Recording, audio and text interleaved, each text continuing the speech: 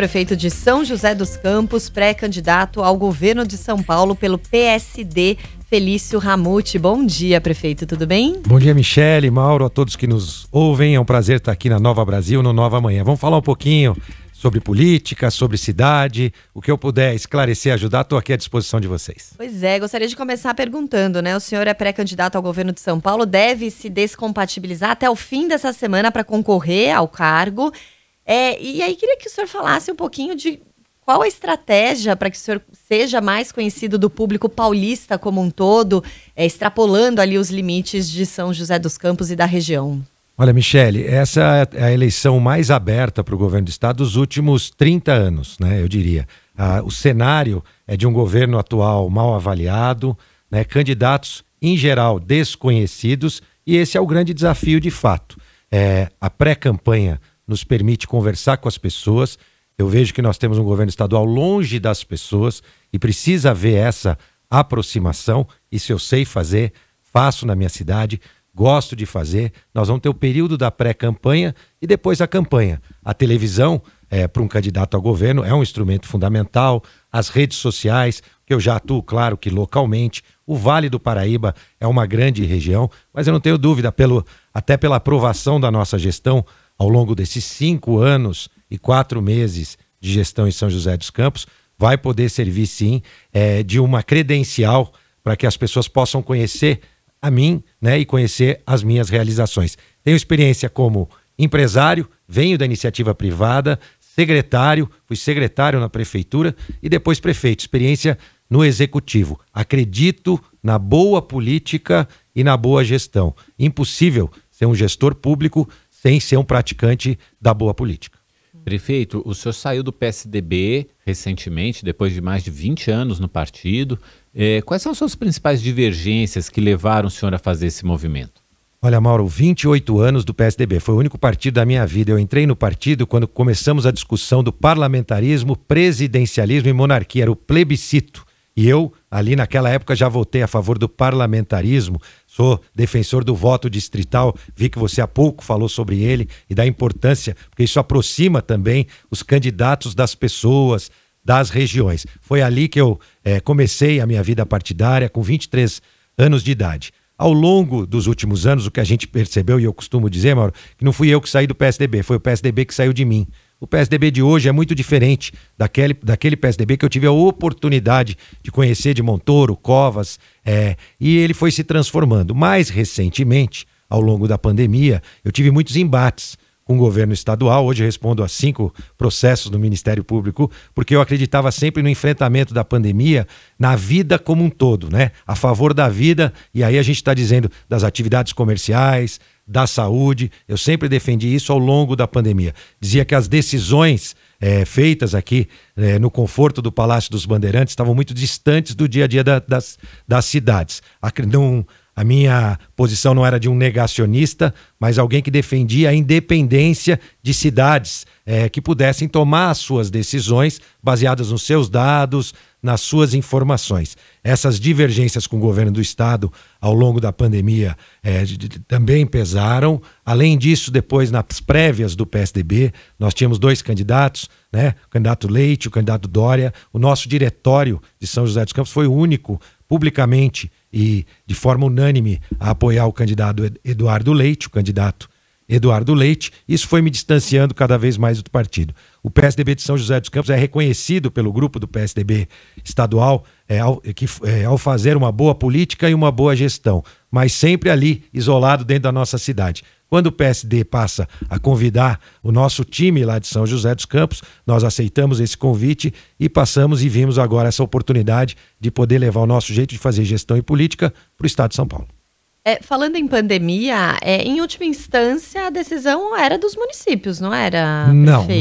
Não, isso ao longo da pandemia foi muito maldito. Na verdade, ali eu tentei tomar decisões desde o início da pandemia, de forma, claro, onde todos os dados foram apurados, todos os dados levantados, mas fui impedido inclusive judicialmente, né? Tentei várias liminares para que a cidade pudesse caminhar unindo economia e saúde. Veja bem, a gente tem, Michele, uma cidade, nas cidades do interior que eu conheço bem, quando você fala que um cabeleireiro ou um barbeiro tem que deixar de trabalhar, talvez essa decisão foi pensada aqui nos grandes cabeleireiros, barbeiros aqui da região dos Jardins, da cidade de São Paulo. E se, por exemplo, ignorou um barbeiro que tem uma cadeira de barbeiro lá na garagem da sua casa, ou aquela moça que faz a unha do bairro na garagem de sua casa e que teve que deixar de ter essas atividades. Lamentavelmente, diferente do que você colocou, eu não pude fazer com que a minha cidade pudesse funcionar da forma que a gente entendia que era a forma correta. Ainda assim, Michele, São José dos Campos hoje é a cidade acima de 500 mil habitantes com o menor índice de óbitos por habitante de Covid. E ao longo da pandemia foi a primeira cidade a voltar com as aulas na rede municipal. Nenhum professor deixou as salas de aula durante a pandemia. Aqui eu tive um embate também com o sindicato. Todos permaneceram na sala de aula preparando os materiais, tanto digitais quanto físicos. As merendas foram distribuídas dentro da sala de aula e nós construímos um hospital definitivo em 35 dias. Ao invés daqueles hospitais de campanha, nós conseguimos na pandemia fazer o trabalho. Claro, e eu sempre digo que esse resultado em relação à pandemia não foi fruto só do trabalho da prefeitura, foi da rede pública, da rede de hospitais privados, da população de São José dos Campos. Por isso a gente conseguiu ter um resultado melhor do que o próprio estado e de que outras grandes cidades do estado de São Paulo. O discurso do senhor em relação à pandemia, as ideias que o senhor defende são muito parecidas com as ideias que o presidente Bolsonaro defende também, de que o combate à pandemia deveria ser feito sem o fechamento da atividade econômica. O senhor em algum momento percebeu essa identificação? Há uma identificação em relação a isso? Ou é um modo de pensar apenas? Não, Mauro, completamente diferente. Né? Na verdade, nós temos um comitê, o primeiro comitê técnico foi formado com profissionais de vários setores, né? Tínhamos psicólogos, médicos, da rede privada, da rede pública, assistentes sociais. Então nós tínhamos, na verdade, os dados apurados, nós temos toda a nossa rede de saúde informatizada, todo consultório tem ali seu computador, então a gente tinha muitos dados. Então nós, na verdade, ao contrário do presidente, que na verdade negava, né, a gravidade da doença, negava a eficiência das vacinas, a nossa postura é completamente diferente. A gente só queria ter a dosagem certa para poder realizar o fechamento ou a abertura no momento certo. Inclusive, chegou uma ocasião que o governo do estado liberou o funcionamento de algumas atividades em São José dos Campos e eu fiz o contrário, eu restringi algumas atividades.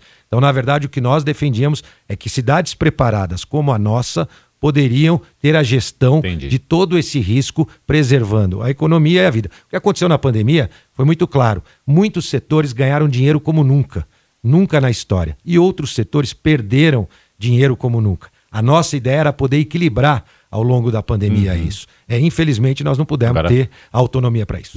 Ficou mais claro agora. Ô prefeito, ainda aproveitando o senhor aqui como pré-candidato, tem um problema muito crônico e que os nossos ouvintes sofrem bastante, os usuários do transporte coletivo de uma forma geral, que é a questão principalmente o transporte sobre trilhos.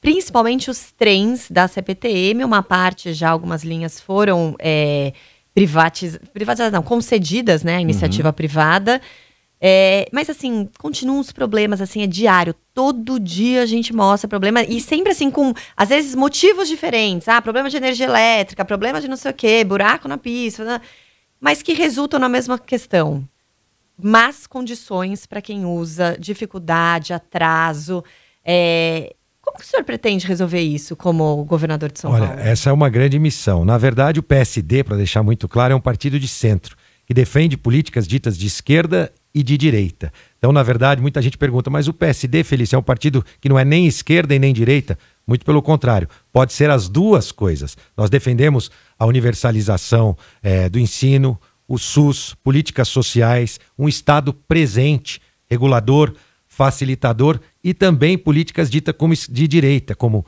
concessão, a melhor eficiência da máquina pública, mas às vezes a concessão por si não é a solução para todos os problemas. A malha ferroviária do estado de São Paulo, mais aqui na grande São Paulo, na verdade, precisa de fato de investimentos. Ao longo da campanha, nós vamos estudar cada missão. Eu sou vice-presidente de mobilidade urbana da Frente Nacional de Prefeitos, né? Tem uma visão sobre esse tema, inclusive o transporte sobre pneus passa por uma grave crise. Acabamos de falar uma notícia aqui sobre o Ricardo Nunes, tive com ele em várias ocasiões em Brasília, e também investimentos que podem ser feitos não só na capital como no interior, na mobilidade urbana. Então, com certeza, essa é uma grande missão, um grande desafio, lembrando que ao longo da pandemia todo o sistema sofreu muito. No caso da mobilidade sobre pneus, nós tivemos perda de passageiros antes até da pandemia com os aplicativos, que são muito bons, né? Porque se a população procura um serviço, é porque esse serviço está sendo adequado àquilo que a população espera dele. Ou porque ela não encontra no serviço público, né? Aí você tem o caminho privado e o caminho público. E na mobilidade urbana, o que acontece hoje é que as tarifas, aqui eu estou falando do transporte sobre pneus, mas pode incluir o transporte sobre trilho, são caras para quem paga e insuficientes para quem opera o sistema. Isso tem que mudar. Por isso que em São José dos Campos, nós agora, dia 29, aliás, dia 30 agora, temos uma licitação para locação de 350 veículos elétricos. Será a primeira cidade do Brasil a ter frota 100% elétrica. E nós já temos um veículo leve sobre pneu, o VLP, que é o primeiro transporte de massa 100% elétrico. Isso já está operando na nossa cidade. Solução existe, claro, não adianta um candidato vir com soluções mágicas. Eu sempre sou reconhecido por ter transparência, dizer até onde a gente pode chegar e poder apresentar soluções criativas. Quer dizer que todos os ônibus de São José dos Campos vão ser elétricos, é isso? Sim, é num modelo completamente diferente. Agora a cidade vai fazer a locação desses veículos, incluindo o abastecimento de energia, além da manutenção preventiva e corretiva. E vai contratar uma empresa apenas para operar esses veículos. Então a gente consegue levar a eletromobilidade para a cidade, que já é realidade. Nós já temos o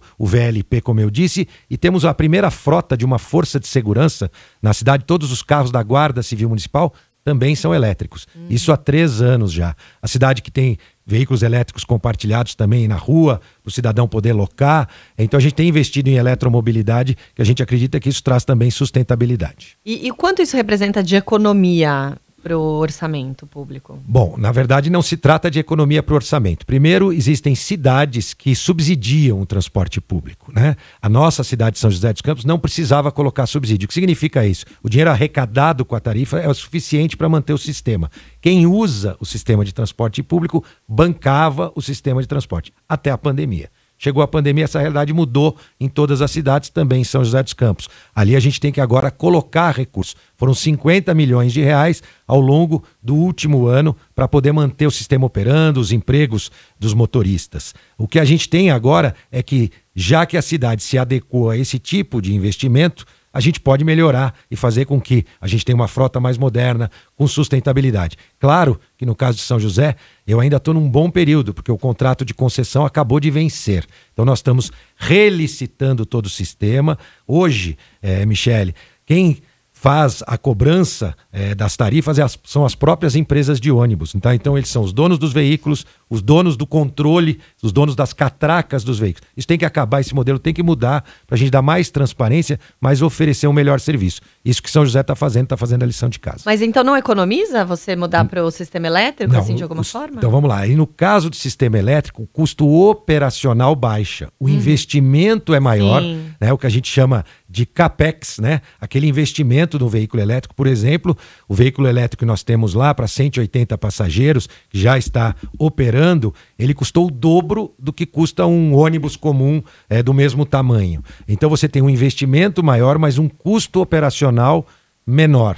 Então isso sim traz um benefício, mas tem que fazer a balança do custo do financiamento em relação a isso. Existe sim a possibilidade até de se reduzir valores da tarifa. Mas como será um modelo novo, São José será a primeira cidade do Brasil, antes de prometer aquilo que a gente não pode cumprir, é importante fazer o sistema rodar para tentar entender os resultados e aí sim, como a tarifa vai estar no poder da prefeitura, já que os veículos serão alugados pela prefeitura, a prefeitura vai poder fazer isso a qualquer momento. Mas menor quanto, assim, só para ter uma ideia? Olha, eu vou dar um exemplo prático para você do resultado que eu já tenho. Imagina você que um carro da Guarda Civil Municipal, para andar 250 quilômetros, custa R$ 25 para encher o tanque. com eletricidade, que são carros elétricos. Então, com R$25. Na Guarda Municipal, nós economizamos por volta de 1 milhão por ano de abastecimento desses veículos, né? São veículos que rodam muito. Então esse é um exemplo prático para o dia a dia da pessoa. Você que está nos escutando sabe quanto custa encher um tanque de um carro, né? Do modelo aí de um Corolla, algo parecido. Então custa muito caro, ainda mais hoje com essa inflação pesando e o preço de combustíveis lá em cima. A gente está conversando aqui no Nova Manhã com o prefeito de São José dos Campos, pré-candidato ao governo paulista, Felício Ramute, do PSD. A gente falando aí sobre a questão dos ônibus serem 100% elétricos, a frota 100% elétrico, a cidade de São José dos Campos ela foi certificada como uma cidade inteligente. Isso passa também pelo sistema de transporte, e o que significa exatamente ser uma cidade inteligente? Sem dúvida, Mauro, essa é uma pergunta que eu tenho respondido a muita gente. O que eu gosto de dizer é o seguinte: a parte principal é a última palavrinha, gente. É uma cidade que cuida das pessoas, da nossa gente. E o que significa isso? Por exemplo, é uma cidade que a fila de creche é zerada, nós zeramos a fila de creche. Uma cidade que ensina empreendedorismo na escola, desde a educação infantil, os valores do empreendedorismo, da criatividade, da resiliência, seguir leis e regras, para tudo aquilo que essas crianças, quando se tornarem adultos, resolverem ser, vai ser importante o estudo e esse conhecimento dos valores do empreendedorismo. É uma cidade que tem 100% da sua iluminação pública trocada por LED. Lá nós não fizemos PPP, lá nós compramos a iluminação de LED com a economia. Veja bem, R$1 milhão é a conta de iluminação pública de São José dos Campos.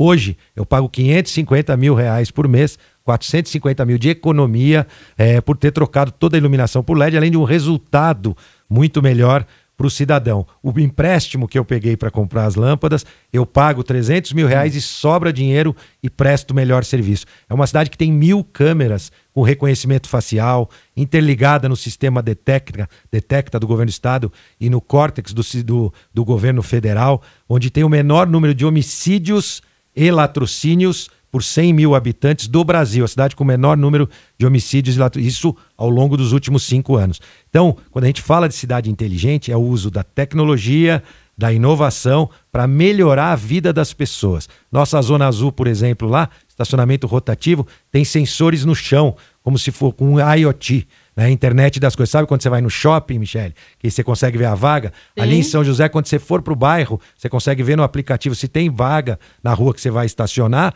E mais do que isso, quando você entra no bairro, tem painéis eletrônicos que mostram o total de vagas disponíveis em cada rua. Quanto custou isso para a cidade? Nada. Eu recebi 9 milhões de outorga da empresa, da concessão que nós fizemos. Agora, prefeito, a gente sabe que São José dos Campos é uma cidade que arrecada bastante, é uma cidade que tem grandes empresas, então tem uma arrecadação, se não me engano, é a segunda ou terceira maior arrecadação do estado. Com isso, isso ajuda, claro, a prefeitura a implantar programas como esse que o senhor está descrevendo.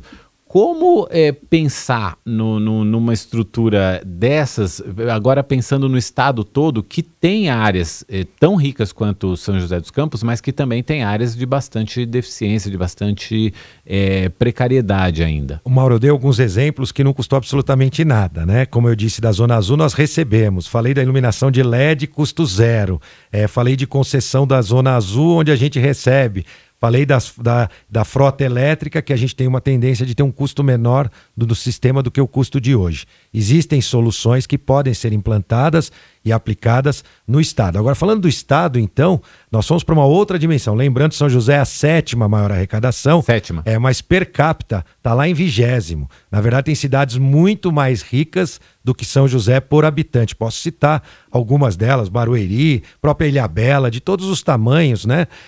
Santana do Parnaíba, enfim, de todos os tipos e tamanhos. O que a gente precisa é usar bem os recursos públicos, com eficiência, conceder aquilo que pode ser concedido, trazer OS para nos ajudar no atendimento da saúde, como fazemos lá em São José dos Campos. Existem soluções viáveis. Quando nós estamos falando do estado, o estado mais rico do Brasil, um estado que tem caixa e que pode usar melhor seus recursos. Imagina, Mauro, que no estado de São Paulo tem falta de aparelho de surdez, que é uma obrigação do estado, né? Em São José dos Campos tem 4 mil pessoas esperando, assim como em todas as outras cidades do estado de São Paulo. Falta medicamento de alto custo para alguém, por exemplo, foi transplantado, né? Existe falta de equipamento de alto custo. O Estado tem uma rede já de saúde muito consolidada, boa, precisa ter uma melhor logística, dá para aproveitar melhor, fazer melhor com a grande infraestrutura que São Paulo tem. Em São José, um dos meus pontos de campanha é compartilhar recursos. É comum no estado ou nas cidades, a gente tá lá, não, essa quadra de futebol só a Secretaria de Educação usa, aquela lá é só a Secretaria de Esportes. Você tem o estado de São Paulo tem uma grande infraestrutura que pode ser compartilhada com as cidades, mas infelizmente hoje é deficiente em várias áreas. Citei aqui a área de saúde, mas posso falar da área de educação. São José dos Campos tem o melhor IDEB do estado de São Paulo, da rede municipal, das cidades acima de 500 mil habitantes, tanto no Fundamental 1 quanto no Fundamental 2. Em São José, assim como nas grandes cidades do estado, a gente tem mães brigando porque querem seus filhos nas escolas municipais e não estaduais. Gente que paga o mesmo imposto, hein? Na verdade, quando você paga o imposto, ninguém te pergunta se é para a escola estadual ou municipal. Como pode um estado como esse, as redes municipais terem resultados melhores do que a rede estadual? A gente precisa trabalhar isso e o estado tem bastante recursos para fazê-lo. Prefeito, como é que está a situação do aeroporto lá de São José dos Campos? Teve, né, um leilão, aí teve a empresa que conseguiu, que venceu, né, que arrematou o aeroporto, foi a Aeroparte Participações Aeroportuárias, inclusive num valor bem acima, né, do inicial proposto. Quando que começa a operar? Isso deve aumentar a capacidade do aeroporto? Que tipos de voos são realizados hoje lá nesse aeroporto? Olha, Michele, aí um outro bom exemplo, né, de eficiência. Imagina você que nós somos a capital do avião. Ali a gente fabrica avião e a gente tem um aeroporto que não tem um voo de passageiro, nenhum, zero. Hoje em dia não opera zero. Nada? Assim? Lá nós temos a Infraero há muitos anos. A Infraero administra vários aeroportos e não deu a mínima importância para o aeroporto de São José dos Campos. A gente precisava mudar isso. E o que a gente fez lá em dezembro de 2020 foi solicitar ao governo federal o aeroporto para o município, não para o município operar, né? Já basta tudo aquilo que são as obrigações de um prefeito e de uma prefeitura. Mas nós pedimos e o governo federal atendeu. Eram 20 anos solicitando. E aqui eu tenho que reconhecer que o governo federal confiou na capacidade administrativa do município. Nós recebemos o aeroporto em dezembro de 20, em dezembro de 21, terminamos a licitação de concessão desse aeroporto para iniciativa privada. Só para fazer um paralelo, nós fizemos a outorga deste aeroporto, Mauro, falando sobre investimentos, recebemos, né, a cidade receberá 16 milhões por esse aeroporto e mais 120 milhões de investimento. O governo estadual leiloou há 4, 5 meses atrás 11 aeroportos, incluindo o de Ribeirão Preto, por exemplo, no pacote desses 11, e recebeu 14 milhões pelos 11. Fez um outro lote de licitação com outros 11, com o aeroporto de São José do Rio Preto junto. Por todos aqueles, 11 recebeu 7 milhões de outorga. Em São José, com um único aeroporto, nós conseguimos 16 milhões, 120 de investimento. Já foi. E como? Qual o segredo? Com transparência, divulgando bem. Aliás, tinha aqui, viu, Michele? Uma dos caminhos era também poder fazer o leilão. Todo mundo dizia aqui na Bolsa, né? Aparece mais, né? Tem imagem na televisão, é bonito de ver. Nós optamos, não, vamos fazer o leilão lá dentro com a nossa equipe, com o nosso pessoal, vamos trabalhar a divulgação, anunciamos que nós estávamos concedendo o aeroporto, mostramos o potencial, fizemos isso dentro de casa, conseguimos em um ano licitar e conceder, não é fácil fazer uma concessão de aeroporto, para nossa sorte, né? Aí trabalho e sorte tem que caminhar juntos, né? A empresa de consultoria, uma das melhores empresas de consultoria de licitação de aeroporto, fica em São José dos Campos e a gente nem sabia, né? Nós levantamos o edital e uma empresa foi contratada para fazer. Quem está pagando o custo dessa empresa é a ganhadora, né? E uma das empresas do consórcio fica ali na própria São José dos Campos, que fez vários editais para o governo federal também. Então, nós conseguimos, de fato, ter um resultado usando do nosso jeito de fazer gestão e agora estamos na fase final de assinatura. Já foi publicado o resultado, a assinatura deve acontecer nos próximos dias e em 90 dias a nova empresa assume esse aeroporto. É a mesma empresa que opera o aeroporto de Cabo Frio. Nós queremos transformar o aeroporto de São José num grande hub para o e-commerce, né? É um aeroporto internacional já para cargas, não para passageiros, e a gente acredita que pode atrair voos de passageiros e ter um grande hub para gerar emprego e renda. Esse é o objetivo. Os 16 milhões é dinheiro, é muito dinheiro, dá para fazer bastante coisa, mas o foco mesmo é gerar emprego e renda. Prefeito, o senhor agora pensando na sua candidatura ao governo paulista, o que o senhor traçaria como as principais orientações de uma proposta de governo? O senhor falou em questão de logística na saúde, o Estado como tendo uma infraestrutura já interessante, mas que pode ser otimizada. O que o senhor pensaria assim como uma plataforma, alguns 3 ou 4 pontos assim que o senhor possa destacar como uma plataforma de governo? Olha, Mauro, isso eu vou construir em conjunto com as cidades. Eu tive no final de semana em Presidente Prudente, em Tupã, conversando com as pessoas. É assim que a gente vai tomar as melhores decisões. Então, para que a gente possa traçar, mas fica claro que a educação e saúde devem ser prioridades. Também na área de emprego, o Estado de São Paulo perdeu muito. Nós perdemos concorrência para Manaus, perdemos concorrência para Minas com centro de distribuição. Os últimos aumentos de impostos afetaram várias cadeias produtivas, como a de remédios, de veículos. Então, existe muito esforço e trabalho, mas o que a gente gosta é de apresentar problema e apresentar solução. Ao longo da pré-campanha, isso vai ser construído, apresentando o problema e apresentando as soluções para os problemas. Portanto, nós vamos construir isso em conjunto com as entidades de classe, com as pessoas. Em relação à disputa presidencial, quem que o senhor gostaria de apoiar? Eu sei que o partido tem as suas articulações, as suas conversas, formação como é que chama? Federação, né? Mas eu acho que o PSD não é o caso. Mas o senhor defende que o PSD tenha candidato próprio à presidência? Primeiro a federação, se você me permite falar. Para mim, federação é adiar o enterro, né? O que a gente tem visto é pequenos partidos tentando, com um esforço de sobrevivência, se federar. Eu acho que poucos terão, tem agora alguns 2 partidos de esquerda, Cidadania agora com o PSDB, mas por conta da cláusula de barreira, nós temos a necessidade de 2,5% dos votos na próxima eleição e deputados em pelo menos 9 estados. Não vai ser fácil, o que é bom, porque nós precisamos diminuir o número de partidos. É muito importante que a gente consiga diminuir o número de partidos. Mas respondendo claramente e diretamente a pergunta, totalmente a favor. O PSD terá candidato à presidência, é importante que o tenha.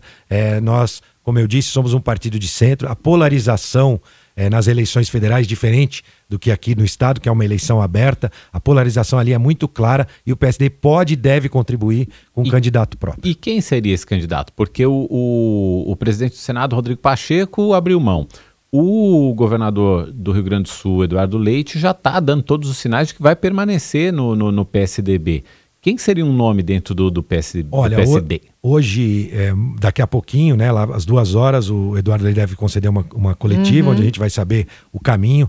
Seria um bom candidato, assim como eu apoiei. Nós temos outros, né? Posso citar o Paulo Ortung, por exemplo, como um possível candidato a presidente, que poderia atender os desejos do PSD e do time do PSD. O nosso compromisso do PSD é ter candidato próprio. Nós vamos trabalhar para isso, para que ao longo, inclusive, dos próximos anos, a nossa defesa é que não existam coligações nas eleições majoritárias, que com a diminuição do número de partidos, cada partido possa ter o seu candidato se quiser, e o segundo turno fique para o segundo turno. A coligação é a antecipação das alianças de segundo turno. A gente acredita que o momento ideal para que isso aconteça é o segundo turno. E o senhor ainda vê possibilidade de surgir uma candidatura forte que se confronte aí, que tenha força para confrontar com a candidatura do presidente Bolsonaro e do ex-presidente Lula? Eu não sei se é uma possibilidade, mas é uma esperança. Com muita gente que eu converso, estão sedentos por poder confiar num terceiro nome. Esses que estão aí não se consolidaram, né? A gente espera que o Brasil tenha essa oportunidade. Se isso vai tocar o coração de todos os eleitores, uma quantidade suficiente de eleitores para levar esse candidato ao segundo turno, eu não vou aqui me arriscar a fazer essa previsão. Mas o que eu sinto é essa ansiedade das pessoas. E o que eu vejo, Mauro, é que essa eleição para o governo federal talvez vai ser a eleição de maior baixo nível da história. Isso vai afastar os jovens da política, lamentavelmente. A política tem que se fazer com respeito à democracia. Infelizmente, eu acredito, tudo indica que essa eleição presidencial vai ser talvez a pior eleição do ponto de vista de qualidade que nós vamos ver nos últimos anos. Tomara que não, mas realisticamente falando, corremos sim esse risco.